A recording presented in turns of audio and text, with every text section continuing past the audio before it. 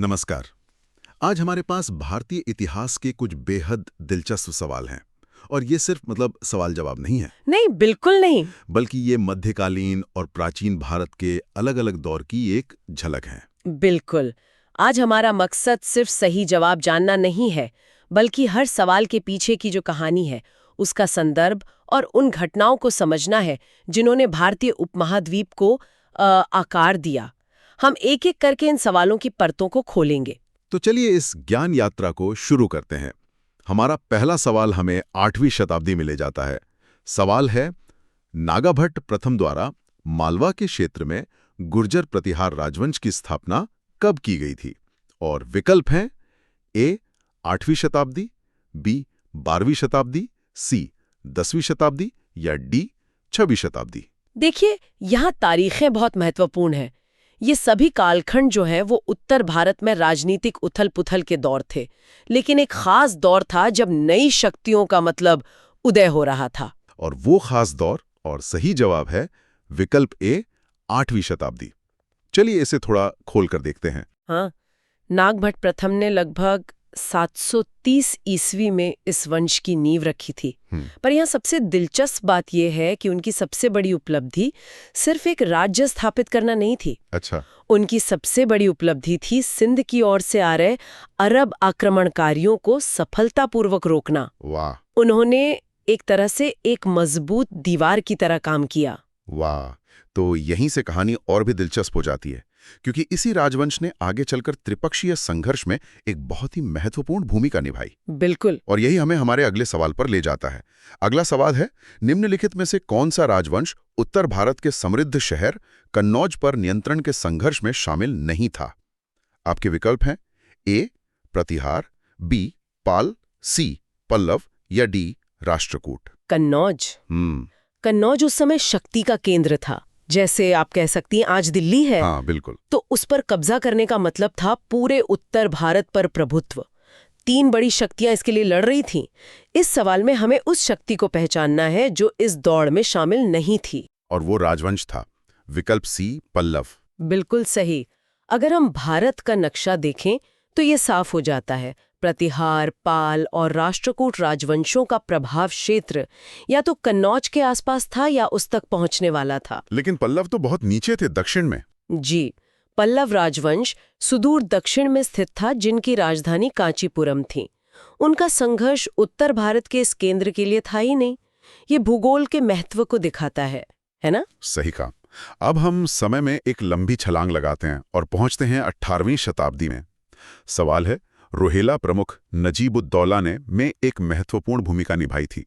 और विकल्प हैं ए आंग्ल मराठा युद्ध, बी बंगाल का पतन, सी पानीपत का तीसरा युद्ध या डी मैसूर युद्ध। यह सवाल एक बहुत ही निर्णायक लड़ाई के बारे में है और उसमें एक स्थानीय सरदार की भूमिका जिसने इतिहास का रुख ही मोड़ दिया। और इसका सही जवाब है विकल्प सी पानीपत का तीसरा युद्ध। जी, ये युद्ध 1761 में हुआ था, अफगान शासक अहमद शाह अब्दाली और मराठों के बीच। यहाँ नजीब-उद-दौला का किरदार बहुत बहुत अहम है। वो कैसे? वो एक रोहेला सरदार था और उसने अब्दाली का साथ दिया। इस अंदरूनी मदद ने अब्दाली की जीत और मराठों के विनाशकारी हार में बहुत बड़ी भूमिका निभाई। और हमारे स्रोत में EIC यानी ईस्ट इंडिया कंपनी का भी जिक्र है, जो हमें याद दिलाता है कि इसी दौर में एक और शक्ति भारत में अपने पैर जमा रही थी। बिल्कुल, वो मौके का इंतजार कर रहे थे। चलिए अब मुगल काल की ओर चलते हैं। सवाल है, अबुल फजल निम्नलिखित में से किस शासक का दरबारी इतिहासकार थे? विकल्प हैं ए औरंगजेब, बी अकबर, सी बाबर या डी अलाउद्दीन खिलजी। ये सवाल सिर्फ एक इतिहासकार के बारे में नहीं है, ये उस शासक के बारे में भी है जो ज्ञान और कला का संरक्षक था। और वो शासक थे विकल्प बी अकबर। हाँ, अबुल फजल अकबर के नवरत्नों में से एक थे। उन्होंने अकबरनामा और आईन अकबरी जैसे महत्वपूर्ण ग्रंथ लिखे, जो आज भी अकबर के शासन को समझने के लिए सबसे महत्वपूर्ण स्रोत माने जाते हैं। और यहाँ ये वाकई दिलचस्प हो जाता है। हमारे स्रोत बताते हैं कि उनके भाई फैजी भी अकबर के राजकवि थे। जी। और उसी दरबार में तानसेन जैसे संगीतकार और अब्दुल रहीम खाने खाना जैसे विद्वान भी थे, जिन्होंने बाबर के संस्मरणों का फारसी में अनुवाद किया। ये एक अद्भुत बौद्धिक माहौल था, मतलब एक पूरा इकोसिस्टम था विद्वानों का। सही। अब सल्तनत काल के प्रशासन पर एक नजर डालते हैं। प्रश्न है, दीवाने अर्ज का प्रमुख कौन था और सैनिकों के प्रबंधन, घोड़ों को दागने और युद्ध सामग्री के प्रशासन के लिए कौन जिम्मेदार था? विकल्प हैं ए आरिज मुमालिक, बी दबीर खास, सी नायब या डी अमीर दाद। ये सवाल हमें सल्तनत के सैन्य ढांचे की गहराई में ले जाता है। और देखिए, एक मजबूत सेना के बिना सल्तनत टिकी नहीं सकती थी। और इस सैन्य विभाग का प्रमुख था विकल्प ए आरिज मुमालिक। जी, दीवाने अर्ज सैन्य विभाग था जिसे बलबन ने स्थापित किया था, लेकिन इसे असल में सुधारा था अलाउद्दीन खिलजी ने। उसने भ्रष्टाचार रोकने और सेना को व्यवस्थित रखने के लिए घोड़ों को दागने की प्रथा, जिसे दाग कहते हैं, हाँ दाग, और सैनिकों का हुलिया दर्ज करने की प्रथा, मतलब चेहरा, शुरू की। ये उस समय के लिए एक बहुत ही आधुनिक प्रशासनिक कदम था। बिल्कुल। स्रोत में अन्य विभागों का भी जिक्र है, जैसे दीवाने विजारत वित्त के लिए और दीवाने बरीद खुफिया जानकारी के लिए। मतलब एक पूरा सिस्टम काम कर रहा था। हाँ, एक पूरी मशीनरी थी। अब एक ऐसी घटना पर आते हैं जिसने भारत को हमेशा के लिए बदल दिया। सवाल, 1498 में भारत की अपनी पहली सफल यात्रा के दौरान कालीकट तक वास्को डी गामा के जहाज का संचालन किसने किया था? विकल्प हैं A D Almeida, B Francisco Xavier, C Zamorin या डी अब्दुल मजीद। इस कहानी में अक्सर वास्को द गामा को नायक के रूप में दिखाया जाता है ना? लेकिन उसके भारत पहुंचने में एक भारतीय की बहुत महत्वपूर्ण भूमिका थी, और उनका नाम था विकल्प डी अब्दुल मजीद। जी। अब्दुल मजीद एक गुजराती नाविक थे। हाँ। उन्होंने ही वास्को डी गामा को पूर्वी अफ्रीका से भारत के कालीकट बंदरगाह तक का रास्ता दिखाया था। वहां के शासक जैमोरिन ने उसका स्वागत किया। यह एक छोटी सी घटना लग सकती है, लेकिन इसी ने भारत में यूरोपीय युग की शुरुआत की। बिल्कुल। हाँ। हम फिर से गुर्जर प्रतिहारों के पास लौटते हैं। सवाल है, गुर्जर प्रतिहार वंश के विस्तार के दौरान कौन सा शहर वत्सराज की राजधानी बना? हाँ। विकल्प ए उज्जैन, डी कन्नौज, सी मालवा या डी मथुरा। ये सवाल हमें उस राजवंश के विस्तार की रणनीति को समझने में मदद करता है। देखिए, राजधानी का चुनाव हमेशा बहुत रणनीतिक होता है। और वत्सराज के लिए वो रणनीतिक केंद्र था? हाँ। विकल्प ए उज्जैन। हाँ, वत्सराज ने साम्राज्य का बहुत विस्तार किया और उनकी शक्ति का जो शुरुआती केंद्र था वो उज्जैन ही था, जिसे अवंती भी कहते हैं। हालांकि उनकी नजरें हमेशा कन्नौज पर रहीं और उन्होंने उसके लिए संघर्ष भी शुरू किया। पर राजधानी उज्जैन थी। जी। कन्नौज को स्थायी राजधानी बाद में नागभट्ट द्वितीय ने बनाया। तो वत्सराज के संदर्भ में उज्जैन ही सबसे सटीक जवाब है। अच्छा, एक और मुगल सवाल। प्रश्न है, बाबर प्रथम मुगल शासक, यदि वह अपनी मातृपक्ष से मंगोल विजेता चंगेज खां से संबंधित था, तो वह अपने पितृपक्ष से किससे संबंधित था? विकल्प हैं ए मोहम्मद घुरी, बी तैमूर, सी महमूद गजनवी या डी इब्राहिम लोधी। ये सवाल बाबर की विरासत और उसकी पहचान से जुड़ा है। वो दो महान लेकिन बहुत अलग योद्धा वंशों का उत्तराधिकारी था। और पिता की ओर से वो संबंधित था? विकल्प बी तैमूर से। बिल्कुल। बाबर अपने पिता की ओर से तैमूर लंग का 5वां वंशज था और मां की तरफ से चंगेज खां का 14वां वंशज। इसी वजह से मुगलों को तैमूरी भी कहा जाता है। दिलचस्प बात है। हाँ, पर दिलचस्प बात यह है कि वे खुद को चगताई तुर्क कहलाना ज्यादा पसंद करते थे। अब मुगल साम्राज्य के पतन के दौर का एक काला अध्याय। सवाल, 1739 में किस विदेशी शासक ने भारत पर आक्रमण किया था, जिसके कारण दिल्ली में नरसंहार हुआ और मुगल साम्राज्य और अधिक कमजोर हो गया? विकल्प ए नादिर शाह, बी अहमद शाह अब्दाली, सी शेर शाह या डी बाबर। ये आक्रमण मुगल साम्राज्य के ताबूत में आखिरी कीलों में से एक था।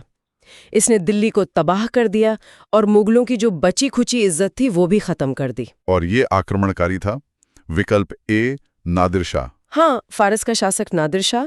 उसने 1739 में हमला किया, करनाल की लड़ाई में मुगल बादशाह मोहम्मद शाह को हराया और दिल्ली में भयानक कत्लेआम किया। और सबसे महत्वपूर्ण बात, वो अपने साथ प्रसिद्ध मयूर सिंहासन, तख्त ताउस और कोहिनूर हीरा भी लूट कर ले गया। और अब हम समय में सबसे पीछे जाते हैं, भारत की पहली शहरी सभ्यता तक। सवाल है, हड़प्पई मोहरों पर आमतौर पर किस जानवर या पक्षी का चित्रण किया गया था? विकल्प हैं ए गौरैया, बी एक श्रृंगी यानी यूनिकॉर्न, सी मोर या डी घोड़ा। ये मोहरे सिंधु घाटी सभ्यता की पहचान है, उनकी कला और शायद उनकी मान्यताओं की खिड़कियां हैं। उन पर बने चित्र बहुत कुछ कहते हैं। और सबसे ज्यादा बार चित्रित किया गया जीव है विकल्प बी एक श्रृंगी यूनिकॉर्न। ये बहुत आकर्षक है ना? कि सबसे आम चित्र एक काल्पनिक जानवर का है। इसके अलावा कुबड़ वाले बैल, हाथी और गैंडे भी पाए जाते हैं, लेकिन घोड़े का चित्रण लगभग न के बराबर है। जी, और ये इतिहासकारों के बीच हमेशा एक बहस का मुद्दा रहा है। ये चलता है लगभग 5000 साल पीछे सिंधु घाटी सभ्यता में। जी। सवाल है धौलावीरा के बारे में। प्रश्न ये है कि यह जगह किस चीज के लिए सबसे ज्यादा जानी जाती है, और विकल्प है लोहे के औजार, रॉक कट वास्तुकला, जल संरक्षण प्रणाली या फिर रथों का निर्माण। इसका सही जवाब है विकल्प सी जल संरक्षण प्रणाली। लेकिन ये सिर्फ एक जवाब से कहीं ज्यादा गहरी बात है। अच्छा? आप सोचिए गुजरात का कच्छ, एक सूखा रेगिस्तानी इलाका। हाँ बिल्कुल। वहां आज से हजारों साल पहले एक पूरे शहर ने न सिर्फ जीना सीखा बल्कि फलना फूलना भी सीखा, और इसका राज था पानी। धौलावीरा के लोगों ने बारिश की एक एक बूंद को सहेजने के लिए जलाशयों, नहरों और बांधों का एक ऐसा अविश्वसनीय नेटवर्क बनाया था जो आज के इंजीनियरों को भी हैरान कर दे। कमाल है। ये उनकी सबसे बड़ी कला थी, उनका विज्ञान था। मतलब पानी ही उस शहर की असली ताकत थी। लेकिन इस बेहतरीन इंजीनियरिंग के अलावा क्या हमें वहां से कुछ और भी खास पता चलता है? मेरा मतलब है वहां के समाज के बारे में। बहुत अच्छा सवाल है, और इसका जवाब हमें शहर की अपनी बनावट में ही मिलता है। कैसे? देखिए, ज्यादातर हड़प्पा शहर जैसे मोहनजोदड़ो या हड़प्पा वो दो हिस्सों में बटे थे। हाँ, एक ऊंचा किला और एक निचला शहर। बिल्कुल। लेकिन धौलावीरा वो 3 हिस्सों में बटा था, एक किला, एक बीच का शहर और एक निचला शहर। अच्छा, 3 हिस्से। जी, और ये हमें एक सीधा संकेत देता है कि यहाँ का समाज शायद ज्यादा जटिल था, जिसमें अलग अलग दर्जे के लोग रहते होंगे। और एक और चीज थी ना, वहाँ एक तरह का बोर्ड मिला था जिस पर कुछ लिखा हुआ था। हाँ, और वो तो धौलावीरा की सबसे रहस्यमयी खोजों में से एक है। बताइए उसके बारे में। वहां एक विशाल साइन बोर्ड मिला है जिस पर सिंधु लिपि के 10 बड़े बड़े अक्षर हैं। शायद ये दुनिया का सबसे पुराना साइन बोर्ड है। दिलचस्प है। पर सबसे मजेदार बात यह है कि आज तक हम उस लिपि को पढ़ नहीं पाए। मतलब वो आज भी एक पहेली है? बिल्कुल। तो ये दोनों बातें, शहर का 3 हिस्सों में बंटना और वो विशाल साइन बोर्ड, हमें एक ही तरफ इशारा करती हैं कि धौलावीरा शायद सिर्फ एक और हड़प्पा शहर नहीं था। ये एक बड़ा और शायद ज्यादा जटिल समाज वाला एक तरह का प्रांतीय केंद्र रहा होगा। एक शहर की नींव से अब चलते हैं सिंहासन के खेल की तरफ। सिंधु घाटी के हजारों साल बाद मगध में सत्ता बदल रही थी। सवाल है, शुंग वंश के बाद मगध पर किस राजवंश ने शासन किया? और हमारे विकल्प हैं सातवाहन, कण्व, गुप्त या कुषाण। सही जवाब है बी, कण्व। देखिए, इतिहास में सत्ता का हस्तांतरण अक्सर काफी खूनी और नाटकीय होता है। हाँ, ये तो है। यहां भी यही हुआ। शुंग वंश का जो आखिरी राजा था देवभूति, वो अपने कारनामों के लिए काफी बदनाम था। अच्छा। तो हुआ ये कि उसी के एक ब्राह्मण मंत्री वासुदेव कण्व ने लगभग 73 ईसा पूर्व में उसे रास्ते से हटा दिया और खुद गद्दी पर बैठ गया। इन्हें विरोध नहीं किया? देखिए, उस दौर में जब केंद्रीय सत्ता कमजोर होती थी तो ऐसे तख्ता पलट आम थे। देवभूति पहले से ही एक अलोकप्रिय और कमजोर शासक था। तो मौका अच्छा था। हाँ, और वासुदेव कण्व एक शक्तिशाली मंत्री था और शायद सेना और दरबार के दूसरे लोग भी उसके साथ थे। लेकिन आपका सवाल जायज है। कण्व वंश कभी भी शुंग या मौर्यों जैसी ताकत हासिल नहीं कर पाया। अच्छा? उनका शासन सिर्फ 45 साल तक चला और बहुत छोटे से इलाके तक सिमट कर रह गया। वो एक तरह से 2 बड़े साम्राज्यों के बीच एक छोटी सी कड़ी बनकर रह गए।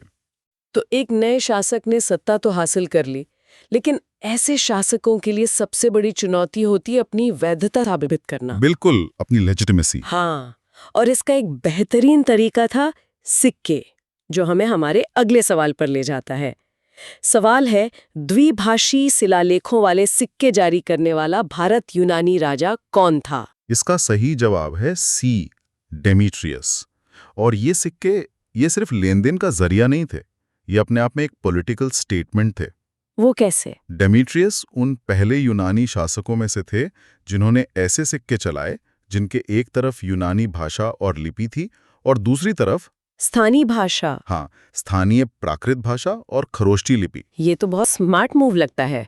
एक सिक्के पर दो भाषाएं इस्तेमाल करने का मतलब है कि आप दोनों दुनियाओं से बात कर रहे हैं। बिल्कुल, ये सिर्फ दो संस्कृतियों को जोड़ने की बात नहीं थी, ये शासन करने का एक बहुत ही स्मार्ट तरीका था। सोचिए, यूनानी शासक बाहर से आए थे, सही बात है। उन्हें स्थानीय लोगों का भरोसा जीतना था। इन सिक्कों के जरिए वे कह रहे थे, हम तुम्हारी भाषा और संस्कृति का सम्मान करते हैं, इसलिए तुम हमारे शासन को स्वीकार करो। ये मतलब 2000 साल पुरानी पॉलिटिकल ब्रांडिंग थी। वाह। डेमेट्रियस वो पहले बैक्ट्रियन यूनानी राजा थे जो भारतीय उपमहाद्वीप में बहुत अंदर तक आए थे, और उनके सिक्के इस सांस्कृतिक और राजनीतिक लेन देन का सबसे ठोस सबूत हैं। सिक्कों का सीधा रिश्ता व्यापार से होता है। तो चलिए अब उस दौर की अर्थव्यवस्था की रीढ़ की हड्डी को देखते हैं। अगला सवाल है, मौर्योत्तर काल के दौरान एक आंतरिक व्यापार मार्ग उत्तरापथ किन स्थानों को जोड़ता था? सही विकल्प है डी, भारत के उत्तरी और पूर्वी हिस्सों को उत्तर पश्चिमी क्षेत्र से। उत्तरापथ को आप प्राचीन भारत का नेशनल हाईवे नंबर 1 समझ सकती हैं। अच्छा। ये बंगाल के बंदरगाह ताम्रलिप्ति से शुरू होकर गंगा के मैदान से गुजरता हुआ पंजाब पहुंचकर उत्तर पश्चिम में तक्षशिला तक जाता था। और तक्षशिला से आगे? और तक्षशिला से आगे ये रास्ता सीधे सेंट्रल एशिया और मशहूर सिल्क रूट से जुड़ जाता था। मतलब बंगाल में बना सामान इस रास्ते से रोम तक पहुंच सकता था। सोचकर ही अजीब लगता है कि आज हम जिसे जीटी रोड कहते हैं, उसकी नींव पर हजारों साल पहले सिल्क रूट का सामान ढोया जाता था। आप बिल्कुल सही रास्ते पर हैं। इसी उत्तरापथ के ढांचे पर सदियों बाद शेर शाह सूरी ने सड़क-ए-आज़म बनवाई, जिसे बाद में अंग्रेजों ने ग्रैंड ट्रंक रोड या जीटी रोड का नाम दिया। जी। तो अगली बार जब कोई जीटी रोड पर सफर करें तो ये याद रखना दिलचस्प होगा कि वो हजारों साल पुराने एक ऐसे रास्ते पर चल रहा है जिस पर सिर्फ माल असबाब नहीं, बल्कि विचार, धर्म और पूरी की पूरी संस्कृतियां सफर करती थीं। अब जब बात रास्तों और उन पर चलने वाले लोगों की हो रही है, तो टकराव भी लाजमी है। हम डिमेट्रियस पर वापस आते हैं। सवाल है, बैक्ट्रियन ग्रीक शासक डिमेट्रियस का संघर्ष किसके साथ हुआ था? और विकल्प है सिमुक, नहापान, हर्ष या पुष्यमित्र। सही जवाब है डी, पुष्यमित्र। ये उस दौर के, आप कह सकते हैं, दो महाशक्तियों का टकराव था। एक तरफ यूनानी राजा डिमेट्रियस, जो सिकंदर के अधूरे सपने को पूरा करने भारत में अपने साम्राज्य का विस्तार कर रहा था, और दूसरी तरफ पुष्यमित्र शुंग, जिसने अभी अभी भारत के सबसे बड़े साम्राज्य मौर्य वंश का तख्ता पलटकर शुंग वंश की स्थापना की थी। दोनों ही अपनी ताकत साबित करना चाहते थे। तो क्या हमारे पास इन लड़ाइयों का कोई जिक्र मिलता है किताबों में या कहीं और? हाँ, और ये बहुत दिलचस्प है कि इसका जिक्र हमें एक व्याकरण की किताब और एक प्रेम कहानी वाले नाटक में मिलता है। व्याकरण की किताब में? जी। महान व्याकरणविद पतंजलि ने अपनी किताब महाभाष्य में लिखा है कि कैसे यवनों यानी यूनानियों ने साकेत यानी अयोध्या और मध्यमिका को घेर लिया था। और नाटक वाला जिक्र? उससे भी मजेदार जिक्र कालिदास के नाटक मालविकाग्निमित्रम में आता है। उस नाटक में कहानी है कि कैसे पुष्यमित्र के पोते वसुमित्र ने सिंधु नदी के किनारे यूनानियों की सेना को एक जबरदस्त हार दी थी। वाह। तो यहाँ इतिहास, साहित्य और नाटक सब एक साथ मिलकर हमें कहानी सुना रहे हैं। यूनानियों के बाद भारत पर एक और बड़ा हमला हुआ। अगला सवाल इसी से जुड़ा है। सिथियन या शक मूल रूप से कहां से आए थे? वे आए थे डी, मध्य एशिया से। शकों की कहानी असल में विस्थापन की कहानी है। विस्थापन? हाँ, वो मध्य एशिया के मैदानों में रहने वाली एक घुमंतू जनजाति थे। लेकिन फिर वहां एक और ज्यादा ताकतवर कबीला उभरा, यूची नाम का, जिन्होंने बाद में कुषाण साम्राज्य बनाया। अच्छा। और यूचियों ने शकों को उनकी जमीन से खदेड़ दिया। मतलब उन्हें अपना घर छोड़कर भागना पड़ा? हाँ, बेघर होने के बाद शकों के झुंड नई जमीन की तलाश में दक्षिण की ओर बढ़े। वे ईरान और अफगानिस्तान से होते हुए भारत में दाखिल हुए और फिर यहाँ बस गए। यहाँ आकर उन्होंने पश्चिमी भारत में अपनी सत्ता की कई शाखाएं स्थापित की, जिन्हें हम इतिहास में क्षत्रप के नाम से जानते हैं। तो वे आक्रमणकारी तो थे, लेकिन वे ऐसे आक्रमणकारी थे जिन्हें खुद उनके घर से निकाला गया था। अब एक ऐसे सवाल पर आते हैं जिसकी कहानी किसी फिल्म की स्क्रिप्ट से कम नहीं है। ये गुप्त काल से जुड़ी है। सवाल है, रामगुप्त की विधवा का क्या नाम था जिनसे शक राजा को हराने के बाद चंद्रगुप्त द्वितीय ने विवाह किया था? विकल्प है यशोमती, देवती देवी, ध्रुव देवी या कुबेर नागा। ये कहानी वाकई किसी नाटक की तरह है और सही जवाब है सी, ध्रुव देवी। तो क्या हुआ था उस कहानी में? मुझे लगता है श्रोताओं को इसमें बहुत दिलचस्पी होगी। कहानी कुछ यूं है कि गुप्त सम्राट रामगुप्त पर एक शक राजा ने हमला किया और उसे पूरी तरह हरा दिया।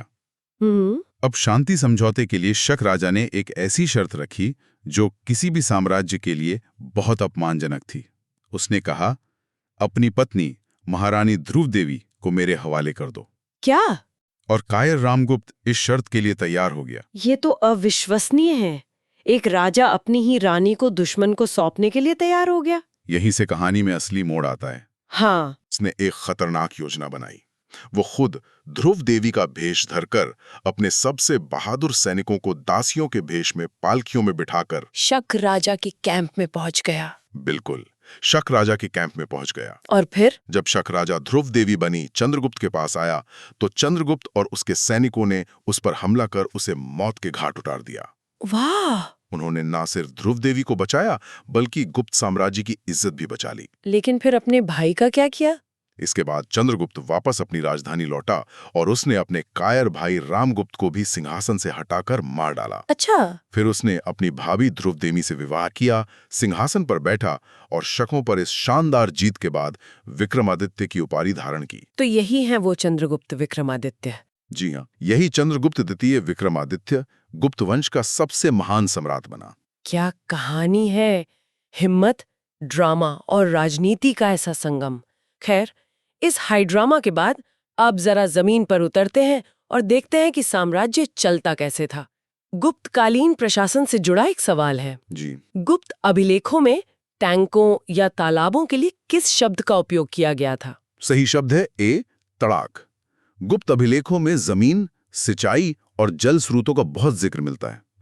ये दिखाता है कि कृषि और जल प्रबंधन उनके लिए कितना जरूरी था। तड़ाग या वापी जैसे शब्द तालाबों के लिए इस्तेमाल होते थे। और ये सिर्फ शब्द नहीं है ना? बिल्कुल नहीं, ये बताते हैं कि एक अच्छा राजा वो माना जाता था जो अपनी प्रजा के लिए पानी का इंतजाम करे। इसी में एक और विकल्प है प्रपा, जिसका मतलब था प्याऊ, यानी रागीरों के लिए पानी पीने की जगह। अच्छा, प्रशासन से ही जुड़ा एक और सवाल इस बार एक पद के बारे में है। कायस्थ समुदाय के प्रमुख को क्या कहा जाता था? उन्हें कहा जाता था बी प्रथम कायस्थ। इसे समझने के लिए हमें गुप्त काल के शहरी प्रशासन को देखना होगा। बताइए। बड़े शहरों को चलाने के लिए एक काउंसिल या समिति होती थी और इस समिति में शहर के अलग-अलग समुदायों के मुखिया शामिल होते थे, जैसे व्यापारियों का मुखिया, कारीगरों का मुखिया, ताकि शहर का कामकाज सुचारू रूप से चले। बिल्कुल। तो प्रथम कायस्थ इसी समिति का हिस्सा थे। हाँ, प्रथम कायस्थ उस समिति में मुख्य लेखक या चीफ स्क्राइब होता था, जिसका काम सारे दस्तावेज और रिकॉर्ड्स को संभालना था। अच्छा, तो वो एक तरह से चीफ क्लर्क थे। आप कह सकती हैं, वो कायस्थ समुदाय का प्रतिनिधि था जो उस समय लेखकों और अधिकारियों के एक पेशेवर वर्ग के रूप में उभर रहा था। इसी तरह एक और विकल्प है प्रथम कुलिक, जो कारीगरों या शिल्पियों के संघ का प्रमुख होता था।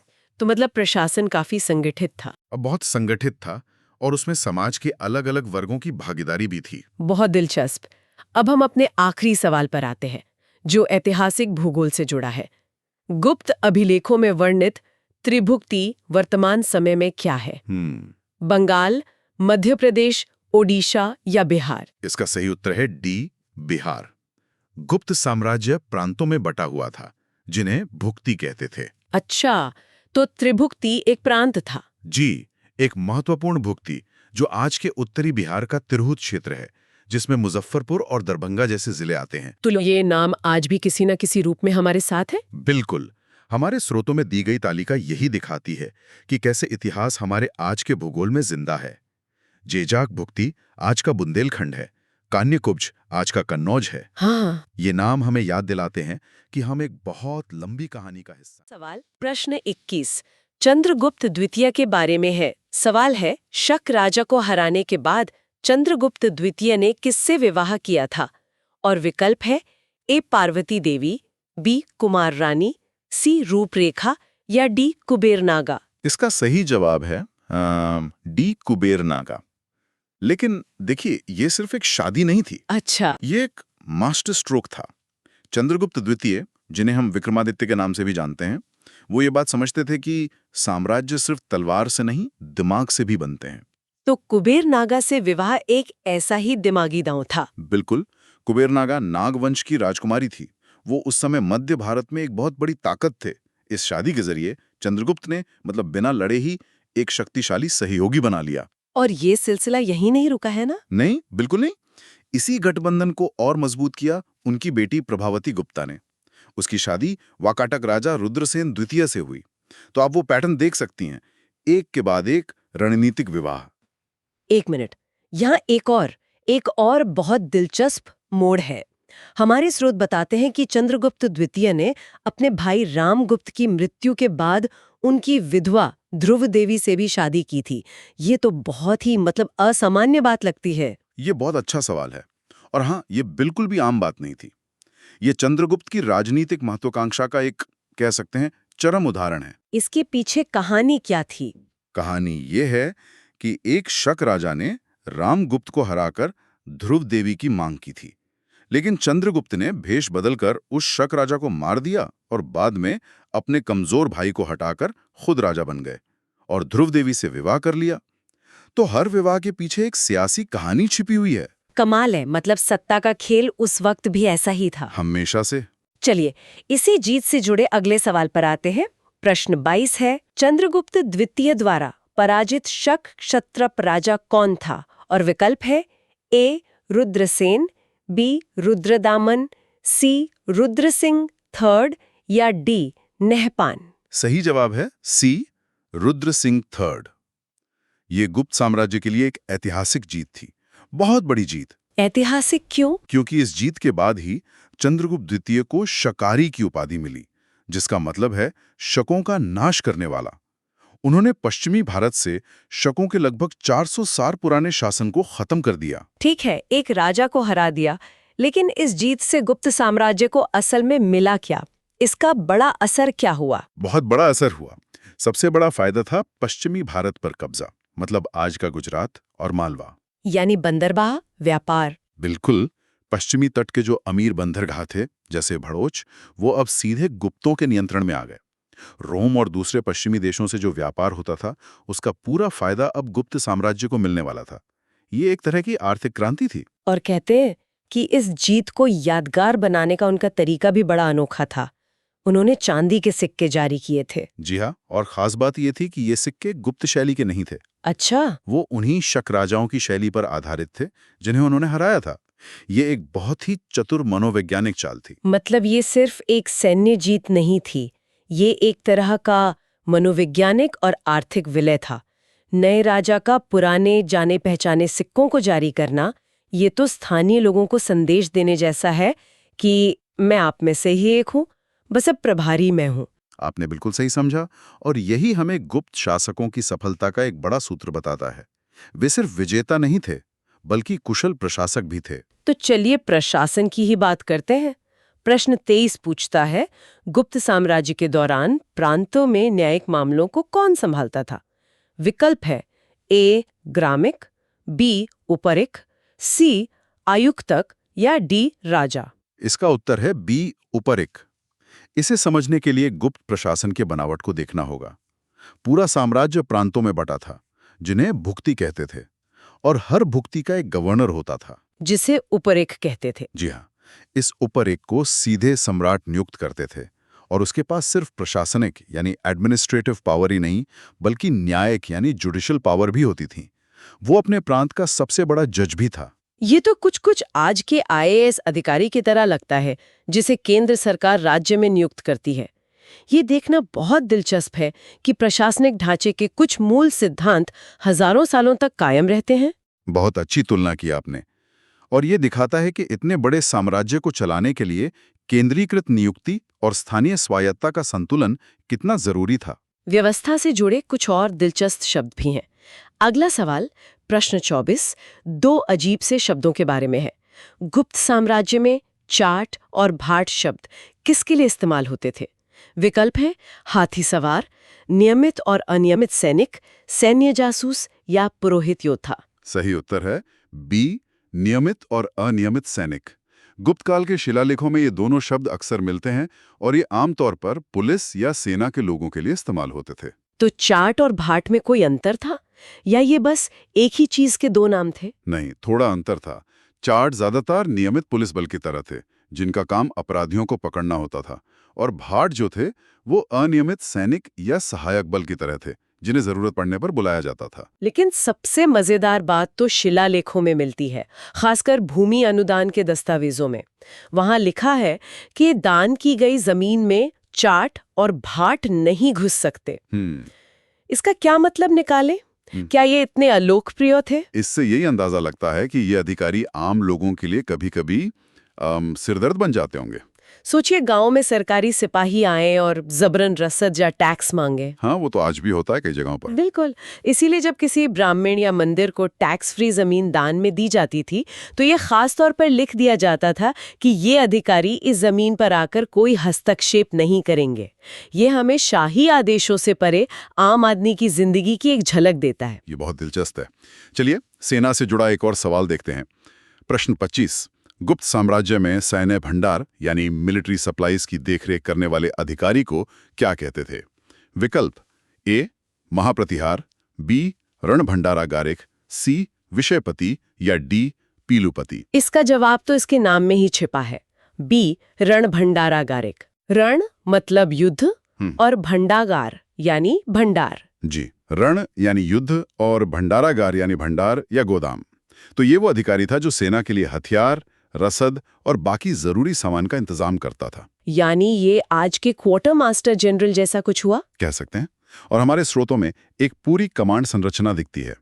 महापीलुपति यानी हाथी सेना का कमांडर अलग था, महाबलाधिकृत यानी सेनापति अलग, और महाप्रतिहार यानी शाही महल का सुरक्षा प्रमुख अलग। ये एक प्रोफेशनल मिलिट्री मशीन थी।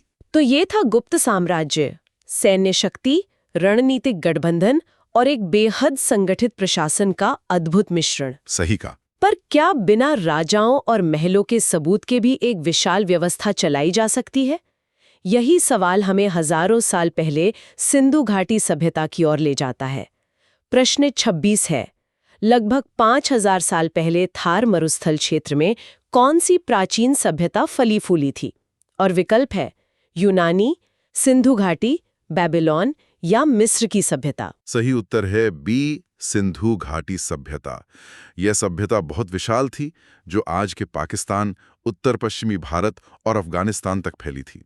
और राजस्थान का थार रेगिस्तान वाला इलाका, जहां कालीबंगा जैसी महत्वपूर्ण जगहें हैं, इसका एक अहम हिस्सा था। 1 मिनट, रेगिस्तान में सभ्यता, ये कैसे मुमकिन हुआ? आज तो वहां रहना भी मुश्किल है। बेहतरीन सवाल। माना जाता है कि उस समय वहां एक विशाल नदी बहती थी, जिसे प्राचीन सरस्वती नदी कहते हैं। अच्छा। आज की घग्घर हकरा नदी उसी का बचा हुआ रूप है। हजारों साल पहले यह नदी इस इलाके को हरा भरा रखती थी और इसी के किनारे हड़प्पा की कई बस्तियां आबाद थीं। तो उस समय का थार आज जैसा सूखा नहीं था। अब समय में थोड़ा आगे आते हैं, मौर्य काल की ओर। प्रश्न 27, अशोक के स्तंभों के बारे में कौन सा कथन सत्य है? विकल्प है कि वो पत्थर, लोहा, कंक्रीट या लकड़ी से बने थे। जवाब सीधा है ए, वे पत्थर से बने थे। लेकिन ये पूरा सच नहीं है। इनमें दो बातें हैं जो इन्हें आज भी एक अजूबा बनाती हैं। वो क्या है? पहली, ये एकाश्मक हैं, मतलब मोनोलिथिक। इन्हें टुकड़ों को जोड़कर नहीं, बल्कि 40-50 फुट के एक ही विशाल पत्थर को तराशकर बनाया गया था। एक ही पत्थर से? जरा इस बात को सोचते हैं।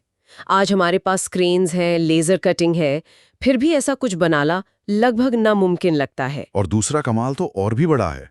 इन पर की गई मौर्य पॉलिश। ये पॉलिश इतनी शानदार है कि 2300 साल बाद भी ये स्तंभ शीशे की तरह चमकते हैं। आज के वैज्ञानिक भी हैरान हैं कि ये पॉलिश कैसे बनाई गई थी। वाकई कमाल है। चलिए वापस हड़प्पा चलते हैं और उनके हुनर को देखते हैं। प्रश्न 28, हड़प्पा सभ्यता के लोग गहने बनाने के लिए किस चीज का इस्तेमाल नहीं करते थे? विकल्प ए हीरा, बी कर्नेलियन, सी सेलखड़ी या डी हाथी दांत। सही उत्तर है ए हीरा। यहां दिलचस्प यह है कि वे क्या क्या इस्तेमाल करते थे। हड़प्पावासी सोने, चांदी, तांबे से लेकर हाथी दांत, शंख, हड्डियों और कारिलियन, जो एक सुंदर लाल पत्थर होता है, जैस्पर जैसे कीमती पत्थरों से अद्भुत गहने बनाते थे। हीरा नहीं, ये तो बड़ी बात है। तो क्या उन्हें लोहे का भी ज्ञान नहीं था? नहीं, हमारे स्रोतों से यह साफ है कि सिंधु घाटी के लोगों को दो चीजों का ज्ञान नहीं था, एक लोहा और दूसरा हीरा। और एक खास बात, चन्हूदड़ो और लोथल जैसे शहर मनके यानी बीड्स बनाने के बड़े कारखाने थे। यहाँ के बने गहने मेसोपोटामिया तक भेजे जाते थे। और इसी व्यापार और व्यवस्था से हमारा अगला सवाल जुड़ा है। प्रश्न 29। सिंधु सरस्वती सभ्यता में एक बहुत ही केंद्रीकृत प्रशासन था। इस बात का सबसे बड़ा सबूत क्या माना जाता है? विकल्प है बड़े बड़े शाही मकबरे, मोहरों और लिपि का ना होना, मानकीकृत वजन और माप, या विशाल महल और मंदिर। सही जवाब है सी, मानकीकृत वजन और माप, मतलब स्टैंडर्डाइज्ड वेट्स एंड मेजर्स। ये हड़प्पा सभ्यता की सबसे हैरान करने वाली विशेषताओं में से एक है। एक मिनट, इसका मतलब क्या है? मतलब अफगानिस्तान से लेकर गुजरात तक हजारों किलोमीटर के दायरे में हर ईंट का साइज एक जैसा, बिना फोन, बिना ईमेल, ये कैसे हो सकता है? यही तो रहस्य है। पूरे हड़प्पा क्षेत्र में मिली ईंटों का अनुपात एक ही है, 1:2:4। सिर्फ ईंटें ही नहीं, वजन तौलने वाले बाट भी हर जगह एक जैसे हैं। ये तो अविश्वसनीय है। हाँ, वे चर्ट नाम के पत्थर से बने होते थे, क्यूब के आकार के, और 16 के गुणज का पालन करते थे। ये एक रूपता इस बात का मजबूत सबूत है कि कोई ना कोई केंद्रीय सत्ता जरूर थी जो व्यापार और निर्माण को नियंत्रित करती थी। भले ही हमें उनके शासकों के नाम ना पता हो, पर उनकी व्यवस्था बहुत मजबूत थी। और अब हमारा आखिरी सवाल जो हमें फिर से मौर्य काल में ले जाता है। प्रश्न 30। शिलालेखों का वो कौन सा प्राचीन समूह है जो नैतिक मूल्यों और शासन के सिद्धांतों को बढ़ावा देता है और भारत के सबसे पुराने लिखित अभिलेखों में से एक माना जाता है? विकल्प हैं वेद, उपनिषद, अशोक के शिलालेख या अर्थशास्त्र। इसका उत्तर है सी, अशोक के शिलालेख। कलिंग युद्ध के बाद अशोक का हृदय परिवर्तन हुआ और उन्होंने धम्म का रास्ता अपनाया। ये शिलालेख उसी धम्म का प्रचार हैं। और यहाँ ये समझना जरूरी है ना कि धम्म कोई धर्म नहीं था। बिल्कुल, ये कोई विशेष धर्म नहीं, बल्कि एक नैतिक कोड ऑफ कंडक्ट था। इसमें बड़ों का आदर, अहिंसा, सच बोलना जैसी बातें थी। तो ये सिर्फ धर्म का प्रचार नहीं था, ये एक तरह से स्टेट पॉलिसी थी, नैतिकता के जरिए साम्राज्य को एक साथ जोड़ना। ये तो पब्लिक रिलेशंस का एक कमाल का प्राचीन उदाहरण है। आप बिल्कुल सही कह रही हैं। अशोक तलवार के जोर पर नहीं, बल्कि अपने विचारों से साम्राज्य को एक रखना चाहते थे। उन्होंने इन संदेशों को पत्थर के स्तंभों और चट्टानों पर खुदवाया, वो भी आम लोगों की भाषा, प्राकृत और ब्राह्मी लिपि में। और इन्हें पढ़ा किसने पहली बार? सदियों तक इन लेखों को कोई पढ़ नहीं पाया था। फिर 1837 में जेम्स प्रिंसिप नाम के एक अंग्रेज विद्वान ने पहली बार ब्राह्मी लिपि को समझा और अशोक को उनकी खोई हुई आवाज लौटाई। तो इन सवालों के जरिए उत्तर वैदिक काल से जुड़ा है। सवाल ये है कि उस दौरान किस जानवर को दलदली भूमि जोतने के लिए सबसे उपयोगी माना गया था? और विकल्प है भैंस, हाथी, घोड़ा या गाय। हाँ, ये बहुत ही दिलचस्प सवाल है और इसका सही जवाब है ए, भैंस। भैंस? ये थोड़ा हैरान करने वाला है। आमतौर पर तो हम बैलों के बारे में सोचते हैं। सही कहा, लेकिन यहीं पर उस समय का एक बहुत बड़ा बदलाव छिपा है। देखिए, उत्तर वैदिक काल में, मतलब 1000 से 600 ईसा पूर्व के बीच, आर्य लोग गंगा के मैदानों की ओर बढ़ रहे थे। और वो इलाका तो उस समय घने जंगलों और दलदल से भरा हुआ था। बिल्कुल, कीचड़ वाली दलदली जमीन। अब शतपथ ब्राह्मण जैसे ग्रंथों में भारी हलों का जिक्र मिलता है, जिन्हें खींचने के लिए कभी-कभी तो 24 बैल तक लगते थे। लेकिन ऐसी जमीन के लिए भैंस अपनी शारीरिक क्षमता के कारण बैलों से कहीं ज्यादा कारगर साबित हुई। अच्छा, तो ये उस समय की कृषि तकनीक में एक बहुत बड़ा इनोवेशन था। बिल्कुल, और जाहिर है फसलें भी बदली होंगी। हाँ बिल्कुल। इस काल में जौ के साथ साथ चावल, जिसे व्रीहि कहा जाता था, और गेहूं मतलब गोधूम, ये मुख्य फसलें बन गईं, जो इस नए ज्यादा पानी वाले इलाके के लिए बेहतर थीं। ये वाकई कमाल है। अब आगे बढ़ते हैं और चलते हैं गुप्त काल में। सवाल ये है कि गुप्त काल के ग्रंथों में सेना का हिस्सा होने के बावजूद कौन सा सैन्य विभाग युद्ध में लगभग गायब हो गया था? हाथी, घुड़सवार सेना, रथ या पैदल सेना? ये थोड़ा मुश्किल लग सकता है क्योंकि हम पुरानी कहानियों में, महाभारत में हमेशा रथों के बारे में सुनते हैं। हाँ बिल्कुल, भीष्म, कर्ण, अर्जुन सब महारथी थे। और मजे की बात यह है कि इसका जवाब भी यही है, सी, रथ। गुप्त काल तक आते आते युद्ध में उनकी उपयोगिता लगभग खत्म हो गई थी। वो अब सिर्फ मतलब परिवहन या शाही समारोह में ही दिखते थे। लेकिन ऐसा क्यों हुआ? वजह थी सैन्य रणनीति में बदलाव। गुप्त राजाओं ने घुड़सवार तीरंदाजों यानी हॉर्स आर्चर्स पर बहुत ज्यादा ध्यान दिया। ये तकनीक उन्होंने मध्य एशिया से आए शकों और कुषाणों से सीखी थी। हाँ, हाँ, बिल्कुल। और यही उनकी सेना की रीढ़ की हड्डी बन गई। तो जो पारंपरिक चतुरंग बल था उसमें से रथ का महत्व लगभग खत्म हो गया। दिलचस्प है। अब बात करते हैं भारत में प्रवासन की। सवाल है, लोगों का कौन सा समूह मध्य एशिया से सिंधु घाटी के बाद के दौर में भारत आया माना जाता है? मेसोपोटामियाई, आर्य, द्रविड़ या शक? इसका सबसे स्वीकृत उत्तर है बी, आर्य। हम्म। आमतौर पर यह माना जाता है कि हड़प्पा सभ्यता के पतन के बाद लगभग 1500 ईसा पूर्व के आसपास आर्यों ने उत्तर पश्चिम भारत में प्रवेश किया। और इसका स्रोत क्या है? प्रसिद्ध विद्वान मैक्स म्यूलर का सिद्धांत है कि आर्यों का मूल स्थान मध्य एशिया, खासतौर पर बैक्ट्रिया का क्षेत्र था। वे सबसे पहले सप्त सिंधु यानी 7 नदियों की भूमि में बसे, पंजाब और सिंध का इलाका। और उनके पास ऐसी क्या खास बात थी जिससे वो यहाँ स्थापित हो पाए? 2 बहुत महत्वपूर्ण चीजें, घोड़े और रथ, ये उस समय की स्थानीय आबादी के पास नहीं थे और इसने आर्यों को एक बहुत बड़ी सैन्य बढ़त दी। अच्छा, अब वापस चलते हैं सिंधु घाटी सभ्यता की तरफ। ये सवाल समाज के बारे में हमारी समझ को थोड़ा चुनौती देता है। सवाल ये है कि छोटे शहरों में भी कीमती धातुओं और पत्थरों से बने आभूषणों का मिलना किस बात का समर्थन करता है? ए, कि एक मजबूत सामाजिक स्तरीकरण था। बी, केवल अमीर लोगों के पास ये वस्तुएं थीं। सी, भौतिक वस्तुओं तक समान पहुंच थी। या डी, निरंकुश पुरोहित राजाओं का शासन था। इसका मतलब ये है कि विलासिता की वस्तुएं सिर्फ हड़प्पा या मोहनजोदाड़ो जैसे बड़े शहरों तक ही सीमित नहीं थीं। कोई उदाहरण है इसका? हाँ, अल्लादीनो जैसी एक बहुत छोटी गांव जैसी जगह पर सोने और चांदी के आभूषणों के बड़े खजाने मिले हैं। इससे पता चलता है कि धन का वितरण काफी व्यापक था। वाह! और साथ ही चन्हूदड़ों और लोथल जैसे शहर मन के यानी बीड्स बनाने के लिए मशहूर थे और उनका बनाया सामान पूरी सभ्यता में दूर दूर तक व्यापार किया जाता था। तो इसका मतलब है कि एक विकसित व्यापार नेटवर्क था और छोटे शहरों के लोग भी कीमती चीजें खरीद और इस्तेमाल कर सकते थे। ये तो समाज की समृद्धि को दिखाता है। बिल्कुल। अब वास्तुकला की बात करते हैं। सांची और सारनाथ के प्रसिद्ध स्तूप किस काल में बनाए गए थे? वाकाटक, गुप्त, मौर्य या कुषाण शासन? ये तो मौर्य शासन होना चाहिए, अशोक के समय का। एकदम सही। उत्तर है सी, मौर्य शासन। इन दोनों महान स्तूपों का निर्माण कम से कम उनके मूल रूप में सम्राट अशोक ने 3री शताब्दी ईसा पूर्व में करवाया था। सारनाथ का तो खास महत्व है ना? जी, सारनाथ का विशेष महत्व है क्योंकि यहीं पर बुद्ध ने अपना पहला उपदेश दिया था, जिसे धर्मचक्र प्रवर्तन कहते हैं। और यहीं पर अशोक ने अपना प्रसिद्ध सिंह शीर्ष स्तंभ लायन कैपिटल भी बनवाया, जो आज भारत का राष्ट्रीय प्रतीक है। और सांची के बारे में क्या? सांची के महास्तूप की नींव भी अशोक ने ही रखी थी। हालांकि बाद में शुंग काल में इसे पत्थर से ढककर और बड़ा बनाया गया, लेकिन इसकी शुरुआत मौर्य काल में ही हुई थी। ठीक है, अगला सवाल कुछ राजाओं के नामों के बारे में है। यज्ञवर्मन, शार्दूल वर्मन और अनंत वर्मन। ये किस राजवंश के थे?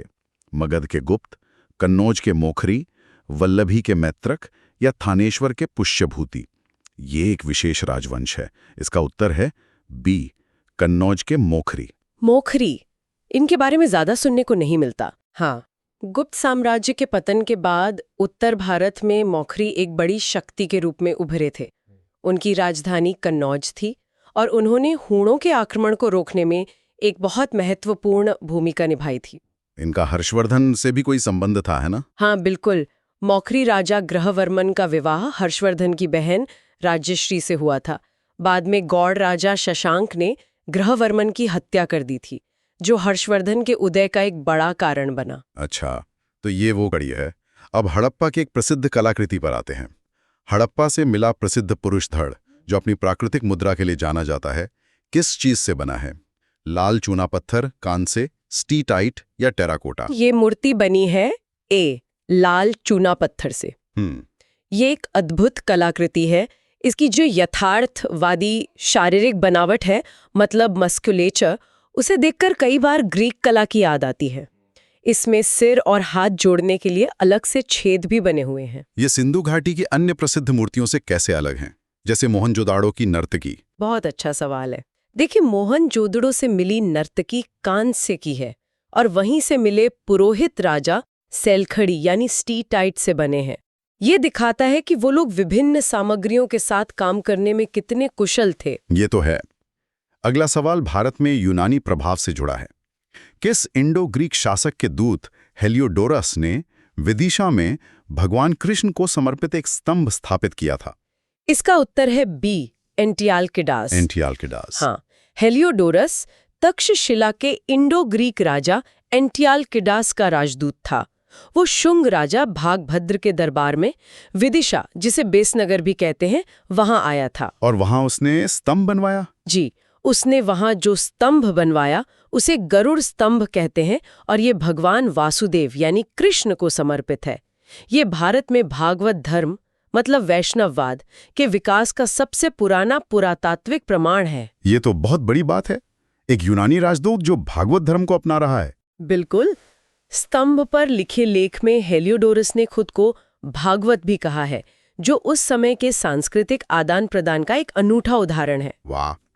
अब एक सीधा लेकिन बहुत महत्वपूर्ण सवाल। चंद्रगुप्त मौर्य ने मौर्य साम्राज्य की स्थापना किस वर्ष में की थी? 300 ईसा पूर्व, 375 ईसा पूर्व, 350 ईसा पूर्व या 322 ईसा पूर्व? सही उत्तर है डी, 322 ईसा पूर्व। तो ये वो साल है जब भारत का पहला महान साम्राज्य शुरू हुआ। हाँ, चंद्रगुप्त मौर्य ने अपने गुरु और सलाहकार चाणक्य की मदद से नंद वंश के आखिरी शासक धनानंद को हराया और मगध की गद्दी पर बैठकर इस साम्राज्य की नींव रखी। और बाद में उन्होंने सिकंदर के सेनापति सेल्यूकस निकेटर को भी हराया था। जी, 305 ईसा पूर्व में, जिसके बाद आज के अफगानिस्तान और बलूचिस्तान के कई इलाके उनके साम्राज्य का हिस्सा बन गए। और उनके जीवन का अंत भी काफी नाटकीय था। हाँ।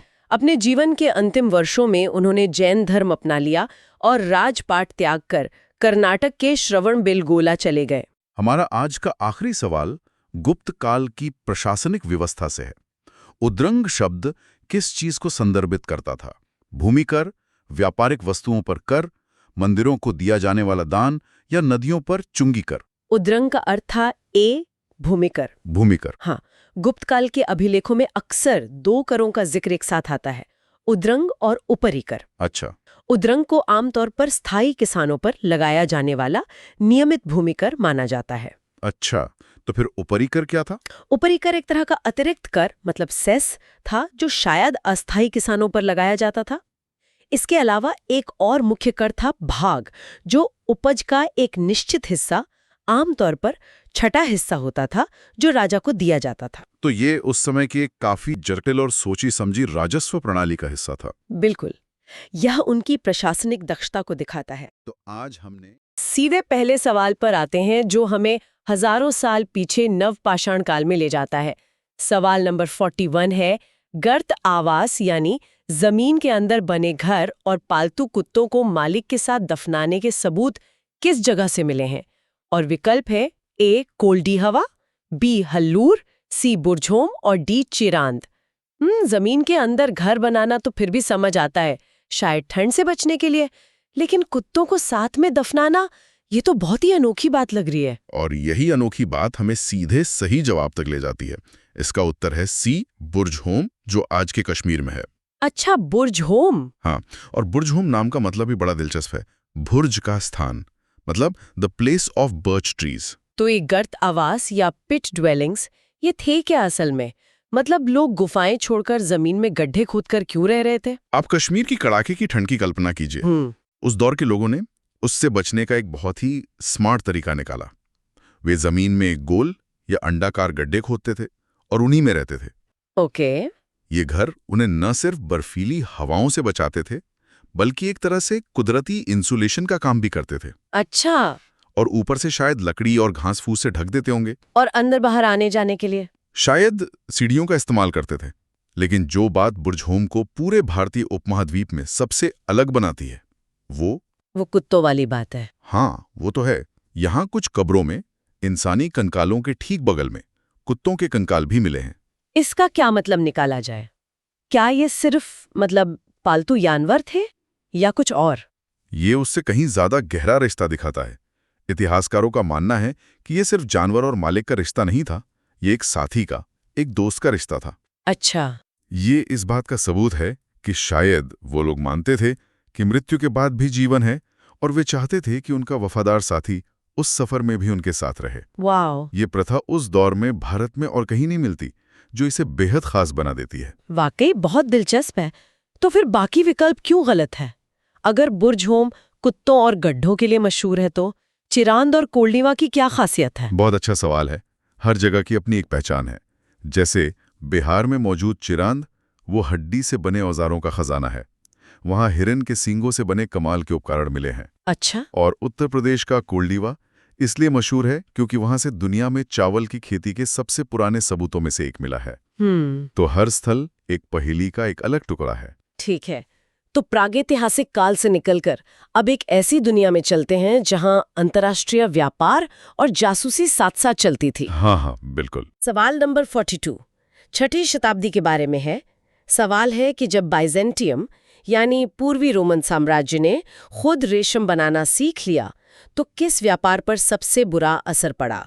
विकल्प है भारत बाइजेंटियम व्यापार, बी भारत रोमन व्यापार, सी भारत अरब व्यापार या डी भारत फारसी व्यापार। इसका असर पड़ा सीधे सीधे ए भारत बाइजेंटियम व्यापार पर। और इसके पीछे की कहानी किसी जासूसी नॉवल से कम नहीं है।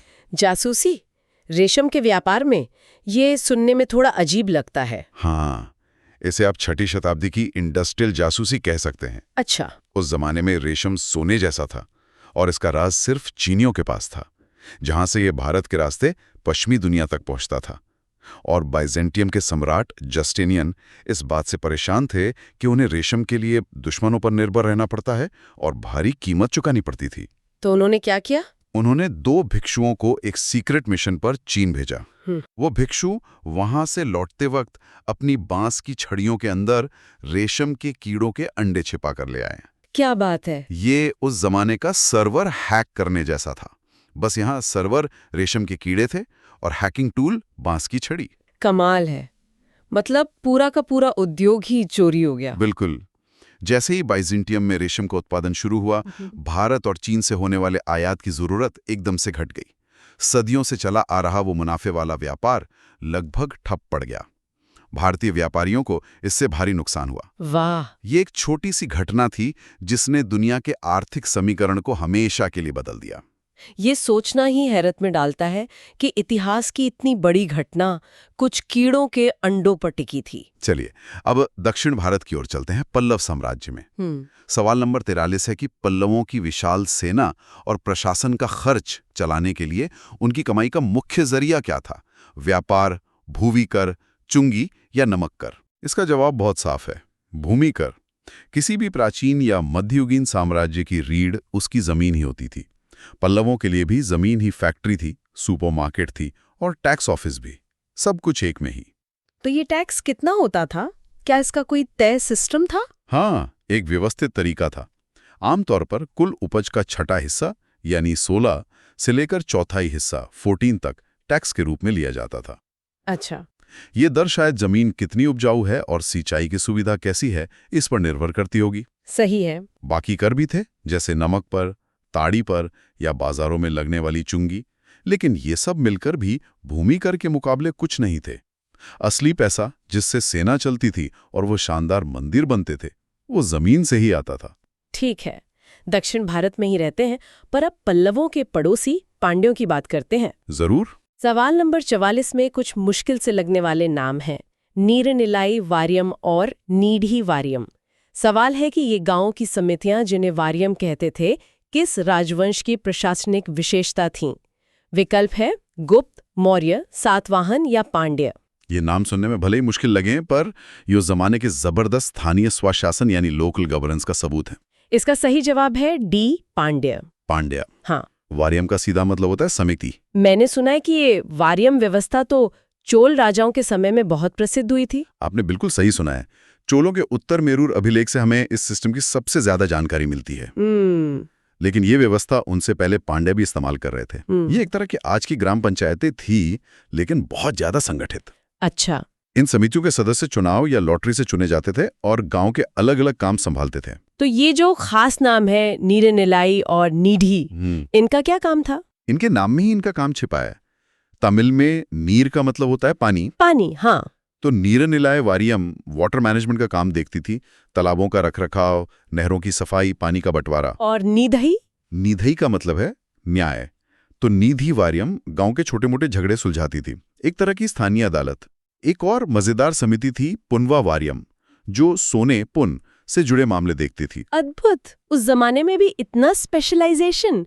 चलिए अब वापस पल्लवों पर आते हैं। सवाल नंबर 45 एक तरह से ब्रांडिंग के बारे में है। सवाल है कि पल्लव राजाओं ने ऐसी कौन सी उपाधि अपनाई थी जिससे ये पता चले कि उनका शासन धर्मशास्त्र के हिसाब से चलता है। विकल्प है महाराजाधिराज, राजाधिराज, धर्म महाराजा या चक्रवर्ती। उन्होंने अपनाई थी सी, धर्म महाराजा की उपाधि।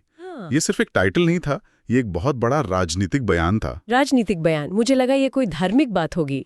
यही तो इसकी खासियत है। ये धार्मिक तो था, पर इसका मकसद राजनीतिक था कि मैं सिर्फ एक विजेता नहीं हूं जो तलवार के जोर पर राज कर रहा है, बल्कि मैं उस दिव्य व्यवस्था का रक्षक हूं जिसे धर्म कहते हैं। ये अपनी सत्ता को कह सकते हैं पवित्रता के लिबास में लपेटने जैसा था। इससे राजा की वैधता कई गुना बढ़ जाती थी और उसे चुनौती देना मुश्किल हो जाता था। मतलब ये कहने का एक तरीका था कि मैं सिर्फ बॉस नहीं हूं, मैं इस पूरी व्यवस्था का सही रखवाला हूं। बिल्कुल। और इस इमेज को मजबूत करने के लिए राजा शिव स्कंद वर्मन जैसे शासकों ने अश्वमेध और वाजपेयी जैसे बड़े बड़े वैदिक यज्ञ भी करवाए। अच्छा, ये उस जमाने के विशाल पीआर इवेंट्स की तरह थे। आप चलते हैं गुप्त काल में। सवाल नंबर 46 बहुत सीधा है। गुप्त काल में गांव के मुखिया को आमतौर पर क्या कहा जाता था? महतार, अमात्य, ग्रामाध्यक्ष या उपरेक? दिए गए विकल्पों में सबसे सही जवाब है सी, ग्रामाध्यक्ष, यानी ग्राम का अध्यक्ष। ठीक है। हालांकि यहाँ एक छोटी सी बारीकी है। गुप्त काल के अभिलेखों में गांव के मुखिया के लिए सबसे ज्यादा इस्तेमाल होने वाला शब्द ग्रामिक था, लेकिन ग्रामाध्यक्ष का भी जिक्र मिलता है। तो बाकी के पद क्या थे? अमात्य और उपरिक कौन लोग थे? इन्हें समझने के लिए गुप्त प्रशासन को एक आज की सरकार की तरह सोचिए। ओके। ऊपर एक प्रांत यानी भुक्ति का गवर्नर होता था, जैसे आज के मुख्यमंत्री। अच्छा। अमात्य एक बड़ा मंत्री अधिकारी होता था और महत्तार गांव के बड़े बुजुर्गों की समिति के सदस्य होते थे, जो ग्राम प्रमुख की मदद करते थे। एक तरह की एडवाइजरी काउंसिल। बहुत साफ हो गया। अगला सवाल नंबर 47 भूगोल और इतिहास का एक अच्छा मेल है। सवाल है कि इनमें से कौन सा राज्य आज के तमिलनाडु की जमीन पर नहीं था? चेर, चोल, राष्ट्रकूट या पांड्या? इसका सही उत्तर है सी, राष्ट्रकूट। इसे समझने के लिए दक्षिण भारत के नक्शे को जरा दिमाग में लाना होगा। कैसे? देखिए, चेर, चोल और पांड्य ये प्राचीन तमिलकम यानी तमिल देश के 3 महान राजवंश थे। हाँ। इनका इलाका आज का तमिलनाडु और केरल है। ये तीनों तमिल भाषी थे और इनका इतिहास और संस्कृति आपस में गुथे हुए हैं। ठीक है। वहीं दूसरी तरफ राष्ट्रकूटों का साम्राज्य दक्कन के पठार पर था, यानी आज का महाराष्ट्र और उत्तरी कर्नाटक। उनकी राजधानी मान्यखेत थी। अच्छा। वे कन्नड़ भाषी इलाके के शासक थे, तो भौगोलिक और भाषाई दोनों ही तरह से वे इस तमिल तिकड़ी से अलग थे। ठीक है, अब समय में एक बहुत लंबी छलांग लगाते हैं और उस दौर में चलते हैं जब राजवंश थे ही नहीं। हाँ, बहुत पीछे। सवाल नंबर 49 है भारत में निम्न पाषाण युग, जिसमें एचुलियन चरण भी शामिल है, वो लगभग कितने साल पहले तक फैला हुआ था? ये सवाल हमें इंसानियत की बिल्कुल सुबह में ले जाता है। इसका सही जवाब है सी, 6 लाख से 1.5 लाख वर्ष पूर्व। ये एक बहुत ही लंबा दौर था, हमारी आज की सभ्यता से कहीं ज्यादा लंबा। ये एचुलियन चरण क्या बला है? हाँ, एशुलियन पत्थर के औजार बनाने की एक खास टेक्नोलॉजी का नाम है। अच्छा। आप इसे पाषाण युग को पहला किलर ऐप समझ सकते हैं। Killer app? हाँ, इस टेक्नोलॉजी की पहचान है हस्तकुठार यानी हैंड एक्स। ये नाशपाती के आकार का दोनों तरफ से तराशा हुआ एक पत्थर का औजार होता था। ये उस जमाने का स्विस आर्मी नाइफ था। पत्थर का बना स्विस आर्मी नाइफ, ये बढ़िया है। हाँ, जिससे शिकार भी करते थे, जानवरों की खाल भी उतारते थे और जमीन भी खोदते थे। और भारत में इसके सबूत कहाँ-कहाँ मिले हैं? भारत में संस्कृति बहुत बड़े इलाके में फैली थी। मध्य प्रदेश की भीमबेटका गुफाएं, नर्मदा घाटी में हथनोरा और तमिलनाडु में अथिरामपक्कम इसके कुछ सबसे बड़े खजाने हैं। बल्कि अथिरामपक्कम में मिले सबूत तो इस टेक्नोलॉजी को भारत में और भी पुराना, लगभग 15 लाख साल पहले का बताते हैं। वाह! ये दिखाता है कि इस उपमहाद्वीप में इंसानी कहानी कितनी गहरी और पुरानी है। दास, जो हमें वापस गुप्त प्रशासन में ले जाता है। चलिए। सवाल है कि वो कौन सा अधिकारी था जो हथियारों जैसे भाला, तलवार और उनके भंडार घर का प्रबंधन करता था। विकल्प है महादंडनायक, कुमारमात्य, संधि विग्रहिका या रण भंडारिका। इसका जवाब इसके नाम में ही छिपा है। सही जवाब है डी, रण भंडारिका। इस शब्द को थोड़ा तोड़कर समझाएंगे? जरूर। रण का मतलब है युद्ध हाँ, और भंडारिका का मतलब है भंडार का रखवाला या स्टोर कीपर। तो रण भंडारिका वो अधिकारी हुआ जो युद्ध से जुड़ी सामग्री यानी हथियारों के पूरे भंडार की देखरेख करता था। एक तरह से वो डिफेंस का क्वार्टर मास्टर जनरल था। तो फिर बाकी अधिकारी क्या करते थे? जैसे संधि विग्रहिका, ये नाम कई बार सुनने को मिलता है। हाँ, क्योंकि संधि विग्रहिका एक बहुत ही ताकतवर पद था। ये आज के विदेश मंत्री जैसा था। इसका काम युद्ध, विग्रह और शांति संधि से जुड़े फैसले लेना और बातचीत करना था। अच्छा। समुद्रगुप्त के मशहूर दरबारी कवि हरिशेन, जिन्होंने प्रयाग प्रशस्ति लिखी, वो खुद एक संधि विग्रहिका थे। और महादंडनायक? महादंडनायक मुख्य न्यायाधीश या पुलिस प्रमुख के बराबर था। और कुमारमात्य कोई एक पद नहीं था, बल्कि ये अधिकारियों का एक एलीट कैडर था, जैसे आज की आईएएस होती है।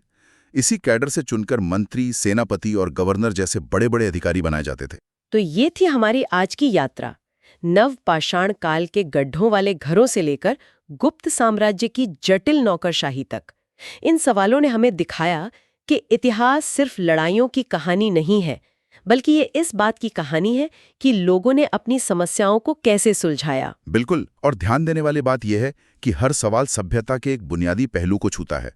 लोग रहते कैसे थे, कर्तावास, उनकी अर्थव्यवस्था कैसे चलती थी, रेशम व्यापार, भूमि कर, वे खुद पर शासन कैसे करते थे, वारियम, गुप्त अधिकारी, और उनके आदर्श क्या थे, धर्म, महाराजा। जमाना बदल जाता है, नाम बदल जाते हैं, लेकिन समाज को चलाने वाली मूल चुनौतियां काफी हद तक वही रहती हैं। बिल्कुल सही कहा।